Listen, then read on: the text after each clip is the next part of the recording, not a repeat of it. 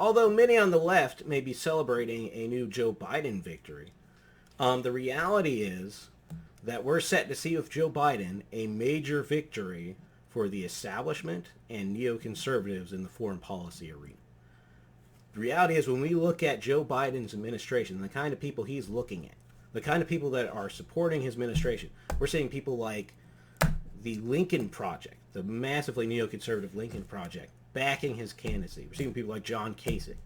We're seeing Susan Rice and these Democrats in the Democratic establishment, people that supported things like Libya and intervention in Syria and these kind of things. These people are now going to be moving into positions of power in the Biden administration. And so really anybody on the left who's more on the non-interventionist side should really not be looking at this as a victory. And nor should people on the non-interventionist side that are more conservative shouldn't be looking at this as anything good. Because the reality is what we're going to see, especially in the Democratic Party under a Joe Biden presidency, is we're going to see an isolation of people like Tulsi Gabbard, who have challenged mainstream foreign policy ideas. We're going to see probably the Sanders crowd, even though maybe they played a big role in him winning, they're definitely going to be kicked to the side. And really what we're going to see is the establishment coming into full effect with the Biden administration.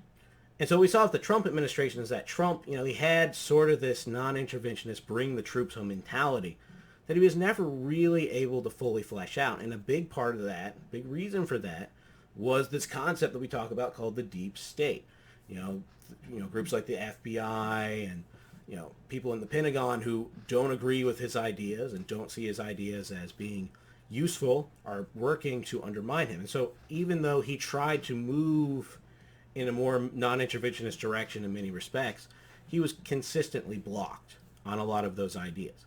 And a lot of it was just simply he didn't want to actually do a lot of those things, but a lot of what he was genuine in a lot of ways, and he was blocked when he was being genuine. Unfortunately, what we're going to see with the Biden administration, though, is we're going to see a movement away from any veneer or idea of non-interventionism. The reality is if you go back to Biden's years throughout, his policy years, he supported the Iraq War, he supported the Libya invasion, he has consistently been a supporter of neoconservative, foreign policy ideas. And we're going to see a recreation of the sort of Bush, Clinton, Obama era sort of democratic imperialism going around the world to make this world safe for democracy, in the same kind of Wilsonian mindset. And I guarantee you, in Biden's 4 years, rather, we're going to see at least one new Libya, would be my prediction. We're going to see one Middle Eastern country where we're going to start a war, a regime change war. And it's not going to work out, just like it never does. And that's going to continue to create the problem of radicalization of Islam in the Middle East. A problem which I would say has kind of tempered off a little bit under Trump. The reality is, since Trump has been in the White House, ISIS was defeated, and we haven't seen as much terrorism across Europe and, the United States. We have seen some, especially sort of like the beheading that happened in France recently, but to a certain extent it has gone down a little bit. And so once you have Biden in there and he goes and he starts overthrowing these governments, he's going to stir up the pot of radical Islam again. And you probably could see a reemergence of something like ISIS in the Middle East that will become a problem, a big headache that we're going to have to deal with. And so really with Trump, you have to say the fact matter is he didn't get us out of the wars. He hasn't done that. He has a chance to do it. But he never started a new one. And with Biden, he will start new wars.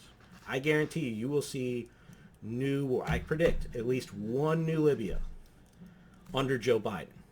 Under a Joe Biden president, you will see one new Libya, one regime change war. And I think that is very unfortunate. And I hope that at the very least that the Republican Party and hopefully the Democratic Party as well will start to move more in the direction of sort of a non-interventionist philosophy. That would be my hope. But it's not going to happen under a Biden administration.